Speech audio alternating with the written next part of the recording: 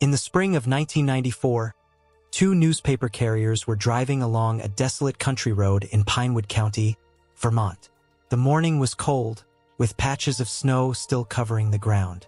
As they rounded a bend, they spotted something unusual on the roadside. At first glance, they thought it was a doll. Curiosity made them circle back. What they discovered would haunt them for the rest of their lives. It wasn't a doll. It was the body of a newborn baby. This is the exact moment when a 26-year secret began to unravel, leading investigators to a woman who never imagined her past would catch up with her. Welcome to Silent Crime Witness. If this is your first time here, make sure to hit that subscribe button right now. Drop a like on this video and comment below where you're watching from. Your support allows us to continue bringing these important stories to light. Today, we examine one of the most heartbreaking cold cases ever solved through the power of DNA technology. A case that would forever change a quiet rural community and reveal how far forensic science has come in bringing justice to the voiceless. March 14, 1994.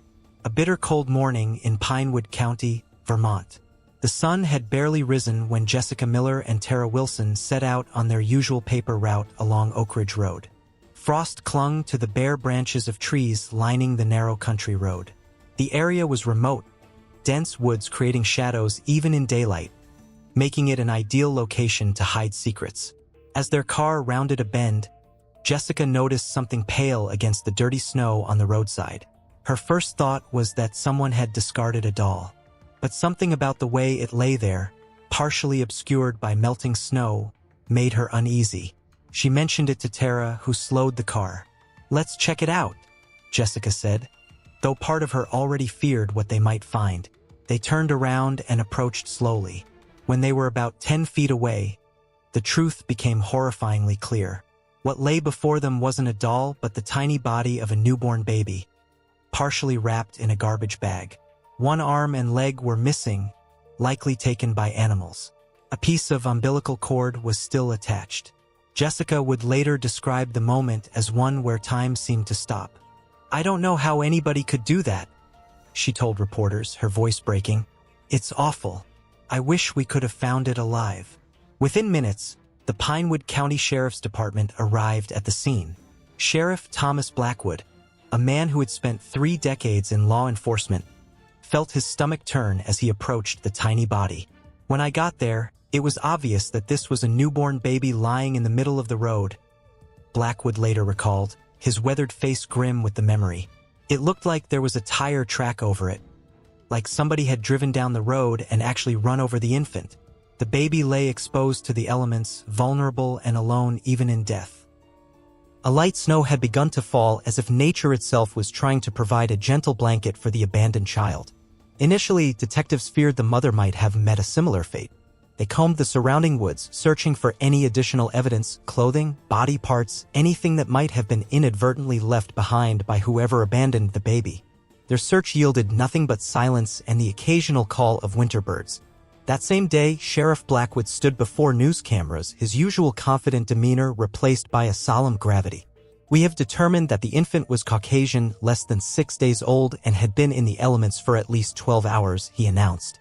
His plea was desperate. Someone, somewhere, had to know something about this child. "The first thing that got to me when I looked at it," Detective Michael Reynolds would later recall, his eyes distant with the memory. "I said, why? How? We wanted to know, was the child alive? Did it breathe any air? Or was it born dead?" The autopsy brought more heartbreaking details. Using a standard test of floating a lung in water, the medical examiner concluded the baby had been born alive. However, they couldn't determine the exact cause of death. It remained unclear whether the infant was already deceased when abandoned or had succumbed to the harsh elements after being left in the cold. The news of the infant's tragic fate spread through Pinewood County like a dark shadow. In diners and grocery stores, at church gatherings and school events, people spoke in hushed tones about the baby on Oak Ridge Road. Despite not knowing the child personally, the community was devastated. Their sole desire was for justice to be served. Meanwhile, law enforcement tirelessly pursued any lead that could help identify the infant. The Pinewood County Sheriff's Office made a heartfelt appeal to the child's mother, offering support and guidance. But no one came forward. Deputies went door to door, interviewing residents in the area. Police agencies statewide were contacted to check for any reports of missing infants. Hospitals were asked to provide lists of births in the past 3 months across multiple counties. But the origin of the boy remained a mystery. A tip line was established and flyers were distributed throughout the region. The efforts paid off as numerous calls poured in, including 2 from bus drivers who recalled seeing something unusual on their routes the morning the baby was found. It was hard to determine if it was a stuffed baby doll or like a little stuffed animal, one driver reported, her hands nervously fidgeting as she spoke to detectives. So I went down and I looked and I thought, that's a baby. Then I thought, no, that has to be a baby doll. However, they couldn't identify it as a human body at the time. Despite these promising leads, investigators were unable to gather concrete evidence. Detectives looked into 34 individuals and issued 24 subpoenas but ended up hitting a brick wall. Even with all the manpower, tips, and hard work, they couldn't figure out who could abandon a child in such a terrible condition. The identity of the abandoned baby boy remained a mystery, but his death deeply affected the community. They decided to name him Pinewood's child after the county, to give him a sense of belonging and honor his memory. Months later, in November 1994, the community came together for a funeral at a local church. Around 130 people showed up to pay their respects and say goodbye to the little one who had touched their hearts. The church was filled with people who had never known the child in life but felt compelled to ensure he wasn't alone in death. Elderly women who had knitted tiny blankets sat beside tough-looking construction workers who had taken time off work. School children had made cards, and local florists had donated arrangements. This baby boy suffered at the hands of people who didn't care, the pastor said during the service, his voice echoing in the hushed church. But we are here to show love and care for this little child. Even during the funeral, detectives stayed vigilant, hoping it might stir up some leads. They figured a family member might show up, so they secretly recorded people who came to pay their respects. Despite their efforts, this operation yielded no significant breakthroughs. As the church service concluded, 2 members of the sheriff's office solemnly carried the tiny white casket out of the church. The community had pitched in, donating money for the burial and tombstone, ensuring the child received a dignified farewell. One side of the grave marker had some touching poetry. It read, "Pinewood's child lies here now in safety. Just too late. Too late to save his life. Too late to make things right. But not too late to teach us all to love and cherish life." After being denied a family and life, the baby finally found a home in death. The child was laid to rest, but the case wasn't. "This case is still active," Sheriff Blackwood declared, determination etched on his face. "It'll remain active until it is solved." Wondering if the widespread attention surrounding Pinewood's child would trigger some guilt in the parents, investigators planted a camera at the child's grave, hoping to catch them sneaking back to pay their respects. For months and years, the camera rolled through snowstorms and sunny days alike. Many people left flowers, toys, and homemade clothes at the gravesite, but it never provided any closure. As the years passed, investigators tirelessly pursued every lead, leaving no stone unturned. They diligently explored hundreds of potential avenues, including visiting schools to inquire about any undisclosed underage pregnancies, but to no avail. Detective James Harmon, the lead homicide detective tasked with the case, spared no effort in keeping the investigation in the public eye. There was even a time when he felt they were on the brink of solving it. A tip took the authorities all the way to Montana, chasing down a lead on a man who had once lived near where Pinewood's child was discovered. He had a girlfriend that was pregnant 5 months prior, Harmon explained, the disappointment still evident in his voice years later. "There's no child after this pregnancy. We thought we had it figured out. But when they got the results, this lead ultimately led to another dead end." Although disheartening, the investigators refused to give up hope. Every avenue, no matter how unconventional, was explored. Even suggestions from a psychic investigator named Laura Stevens were considered. "Very meek personality," Stevens had said about the mother, her eyes closed as if seeing something beyond the room. "She's no longer with the man that forced her into this. I think her big problem in coming forward is she feels that she would be arrested." To see if Stevens' insights held any truth, detectives had to bide their time. For over 2 decades, the case remained cold. It wasn't until advancements in DNA technology revolutionized the criminal justice system that the situation took a dramatic turn.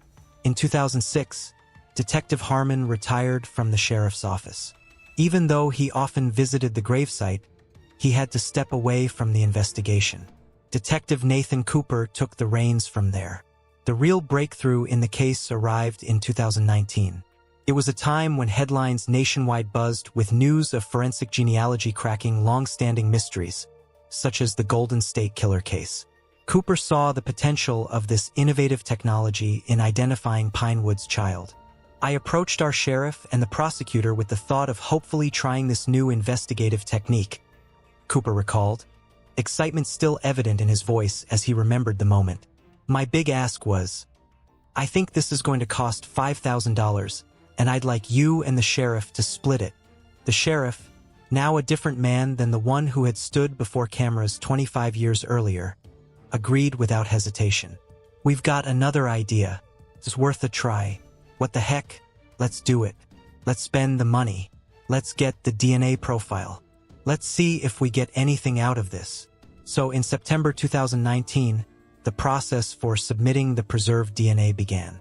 The Pinewood County Medical Examiner's Office had kept tooth buds from the baby, and DNA from those tooth buds was suitable for comparison. According to experts, teeth are considered the most reliable source of DNA. Preserving such evidence was ahead of its time, so with this piece of evidence, hopes were high.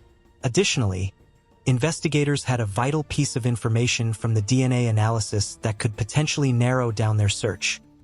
The baby was determined to be of Middle Eastern descent, possibly Lebanese. However, pinpointing the baby's parents proved to be no easy feat. About a month later, they encountered another setback. The lab they partnered with hit a roadblock. They couldn't locate sufficient close relatives to advance the investigation. The hits that would come up initially were very distant, 3rd to 4th generation cousins, Cooper explained, demonstrating with his hands the vast distance in the family tree. So the Pinewood County Sheriff's Department had to delve deeper on its own. They decided to take a bold step and submitted the baby's DNA to GEDmatch, a database popular among individuals interested in tracing their ancestry. After months of tireless investigation, Detective Cooper and his team painstakingly constructed a family tree comprising over 1,400 individuals to trace the parents of Pinewood's child. These individuals hailed from various corners of the globe, spanning different countries. They were identified based on the DNA samples they had previously voluntarily provided to the online database. In the end, they managed to locate the individual who submitted the closest DNA match found on the site. We did identify a family member very early on, Cooper said, a hint of pride in his voice. Without him, we would not be here today. The lead brought them to a man named Gregory Parker, living in Seattle, Washington. Without hesitation, the detectives reached out to him. Hello, is this Mr. Parker? Cooper asked when the call connected. Yes, came the cautious reply. Mr. Parker, my name is Nathan Cooper. I'm a detective with the Pinewood County Sheriff's Office. As it turned out, Gregory, a 3rd-generation cousin match of Pinewood's child, had submitted his father-in-law's DNA to the database. We're all trying to do everything we can, Cooper told him, his voice earnest. With your help, hopefully, we can get closer to some closure for this. If I can help, I'll try to help, Gregory responded, unaware of how pivotal his cooperation would be.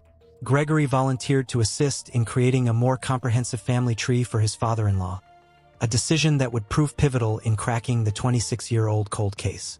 However, before this could occur, the investigation needed to progress further. With the leads generated from the family tree, several new potential suspects were interviewed, each bringing the investigation one step closer to uncovering the truth. One particular clue led them back to Oak Ridge Road, where Pinewood's child was discovered. An extended family member recalled visiting her uncle and his pregnant girlfriend at that location for Thanksgiving in November 1993. Strangely, the baby was never born, and she never heard anything more about it thereafter. We got some DNA out of the trash, and he had a girlfriend who was pregnant at the time. No baby, and he was not the father, Cooper recalled, shaking his head at the memory. Another time that we thought we had it figured out, and we just didn't. Despite the failures, detectives remained patient, confident that with each passing day, they were edging closer to solving the mystery. In early 2020, they finally figured out that Pinewood's child was the grandchild of one of 10 siblings. But they hadn't matched the baby to anyone yet. There was only one living sibling, Walter Blackburn, who lived in Riverside, about 30 miles from Pinewood County. The tricky part was that he was adopted. Despite the slim chances, detectives decided to pay him a visit. On a crisp morning in March 2020, Cooper and another detective arrived at Walter's modest home. The elderly man who answered the door had no idea his life was about to change forever. "Yes, sir." "Hello, are you Walter?" Cooper asked politely. "Yes, I am Walter," the man replied, curiosity evident in his eyes. "My name is Nathan Cooper. I'm a detective with the Pinewood County Sheriff's Office. I just want to see if you'd be willing to talk to us." Walter had 2 daughters, neither of whom were from the area. In fact, he didn't even know where Pinewood County was, so the detectives didn't think Pinewood's child would be linked to him. After chatting with Walter for about an hour, as they were getting ready to leave, Walter dropped a bombshell. He mentioned that his children and grandchildren met their spouses at a camp. "Where was that at?" Cooper asked, his detective instincts suddenly alert. "At the camp, what's it called?" "Camp Evergreen," Walter replied casually, unaware of the significance. The investigators hadn't heard of Camp Evergreen, so they looked it up. Turns out it was just a mile away from where the baby was found. They asked Walter if any of his daughters had dated a man of foreign descent. "Your son-in-laws? Do they have any foreign descent?" Cooper asked, trying to keep his voice casual. "Oh, Daniel has Lebanese descendants," Walter replied, mentioning his son-in-law as if discussing the weather. Daniel Mitchell was the husband of Walter's older daughter, Rebecca. Rebecca was 49 at the time, happily married, and had 3 grown children of her own. The detectives were left stunned by this revelation, unsure of how to proceed. They decided to collect DNA samples from Walter and his wife Ellen. When the results came back a few days later, they received confirmation. Walter and Ellen were indeed the grandparents of Pinewood's child, a baby they never even knew existed. After 26 years, the identity of the parents of Pinewood's child was finally uncovered. But the last knot of this tangled web of a murder mystery was yet to be unraveled. The time had come for detectives to pay a visit to Rebecca at her residence in Lakewood, Vermont. On May 21, 2020, they finally did so. "We had kind of set up outside her house early in the morning," Cooper recalled, his voice dropping as if sharing a secret. "We saw her husband leave and go to work, Daniel. We had set up a hidden camera in a coffee cup so we could record as we approached her. Rebecca was in her garage, getting ready to leave for work, as the investigators approached her. She was a middle-aged woman with graying hair, dressed in business casual attire, looking every bit the ordinary suburban wife and mother. Nothing about her appearance suggested she harbored a decades-old secret. "Want to see if we can talk to you for a couple minutes?" Cooper asked, his tone friendly but firm. "Well, yeah, okay," Rebecca replied, her expression curious but not alarmed. "You have any idea what we want to talk to you about? Because I kind of think you might." "Well, my parents said that you were at their house." "And what do you think that's about?" "It was about a baby, yeah." "What about a baby?" That was left. This was finally the moment Pinewood County detectives had been waiting for almost 3 decades. Despite their anticipation, they gave Rebecca the benefit of the doubt, allowing her to share her side of the story. "We don't know what was going on at the time. We don't want to speculate either, okay? So I don't think you want us to speculate," Cooper told her, his voice gentle but firm. "We're not here to arrest you, okay? We are here to take your DNA, and we would like for you to tell us your side of the story because we'd like to know. As of right now, you're not under arrest. You're not going to be arrested today, but we want to know what was going on. I think after 26 years, it's time." Although Rebecca's facial expression suggested she might prefer to avoid the conversation altogether, the detectives reassured her that she was not in trouble. Eventually, she decided to reveal the secret she'd been hiding from the world for a long time. But before delving into the conversation, investigators needed to confirm definitively that Rebecca was indeed the mother of Pinewood's child, despite her own words suggesting as much. Well, what we'd like to do is get your DNA, okay? And then we would like for you to come back to our sheriff's office so that we can talk.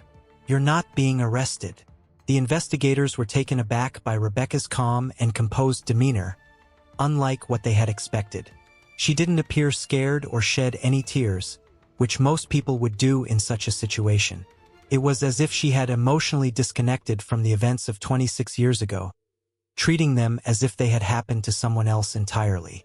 To get all these answers, once DNA swabs were collected, Rebecca was brought to the Pinewood County Sheriff's Office for questioning. The interview room was small and sparse, a table, a few chairs, and a recording device. Rebecca sat with her hands folded neatly in her lap, her expression neutral. You're not under arrest, okay? And we would like to hear your side of the story, Cooper began, his voice gentle but firm. Obviously, you had indicated that your parents had told you that we had been out, so I'm sure that you kind of knew that this day was coming, that we were going to be coming out to talk to you.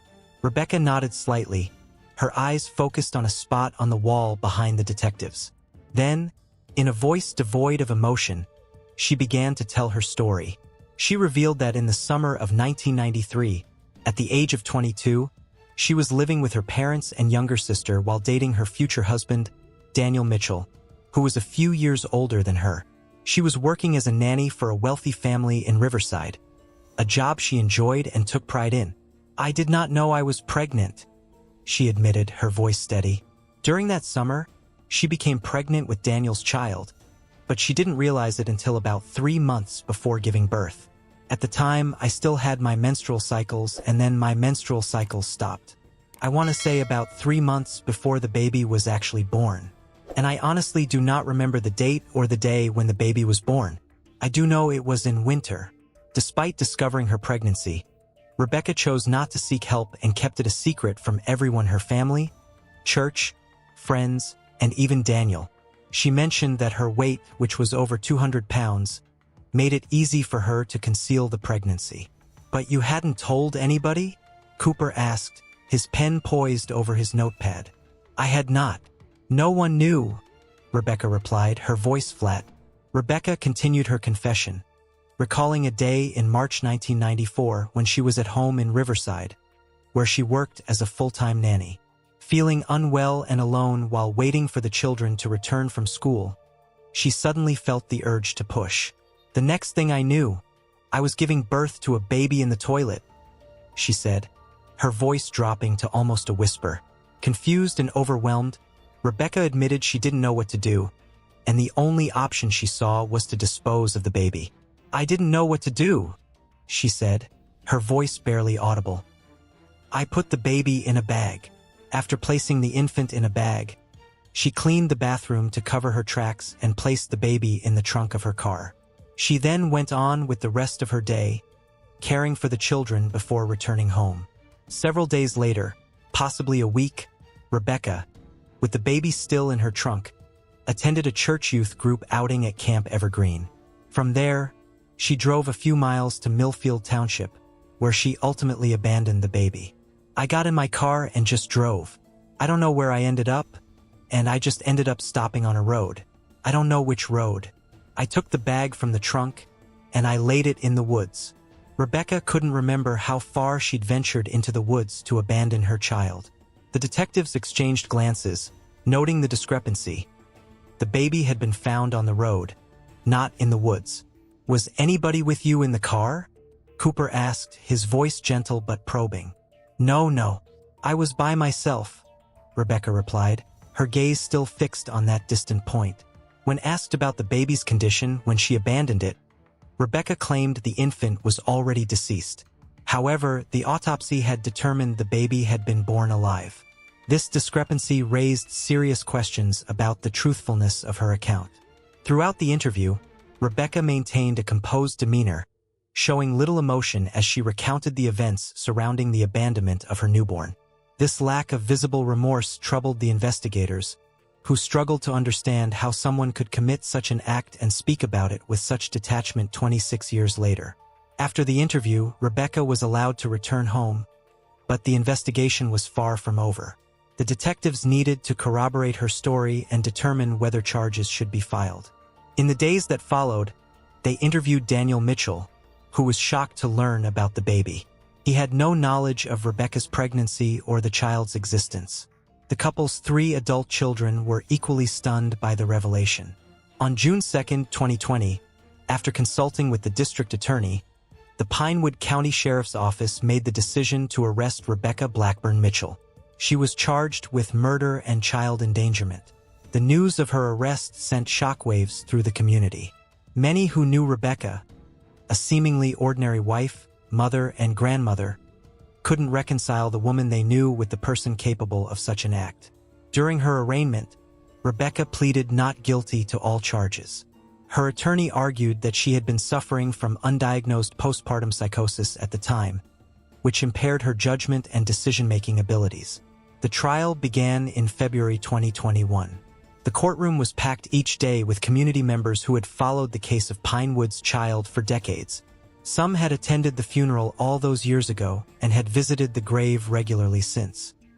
The prosecution presented a compelling case, highlighting the premeditated nature of Rebecca's actions, from concealing her pregnancy to disposing of the baby's body and maintaining the secret for 26 years. The defense countered by portraying Rebecca as a young, frightened woman who had experienced a traumatic birth alone and made a terrible decision in a moment of panic and confusion. They brought in expert witnesses who testified about the psychological impact of unassisted childbirth and the potential for dissociative states during such traumatic events. After a 2-week trial and 3 days of deliberation, the jury returned with their verdict: guilty of involuntary manslaughter and child endangerment, but not guilty of murder. The judge sentenced Rebecca to 7 years in prison, with the possibility of parole after 3 years. As Rebecca was led away in handcuffs, she finally showed emotion, tears streaming down her face as she looked back at her family one last time before beginning her sentence. The case of Pinewood's child had finally reached its conclusion, bringing closure to a community that had mourned an unnamed baby for over a quarter century. The tiny grave that had stood as a testament to a community's compassion now had a name to go with it, a name that would be added to the tombstone: Benjamin Blackburn Mitchell. For Detective Cooper and all those who had worked on the case over the years, the resolution brought a mixture of satisfaction and sadness. No one wins in a case like this, Cooper reflected, his eyes showing the weight of the investigation. A child lost his life. The family is torn apart. But at least now we know the truth, and that's what we've been seeking all these years. The case of Pinewood's child serves as a powerful reminder of the advances in forensic science and how time does not erase the pursuit of justice. It also highlights the complex and often tragic circumstances surrounding child abandonment and the importance of resources for women in crisis. Today, all 50 states have safe haven laws, allowing mothers to surrender newborns at designated locations without fear of prosecution. These laws, many of which were enacted in response to cases similar to Pinewood's child, aim to prevent such tragedies by providing desperate mothers with a safe, legal alternative. As for the tiny grave in Pinewood County Cemetery, it continues to receive visitors, some who have followed the case from the beginning, others who learned about it only after its resolution. The flowers and toys still appear, a testament to a community that adopted a child in death whom no one claimed in life. If you found value in this story, if it made you think about the importance of resources for women in crisis or the power of forensic genealogy in solving cold cases, then please consider supporting this channel. Your subscription helps ensure these stories continue to be told. Like this video if you want others to see it. And share your thoughts in the comments below. I'll be back tomorrow with another case that deserves to be examined in full. Until then, stay vigilant, stay safe, and remember, sometimes justice takes time, but it eventually finds its way to the truth.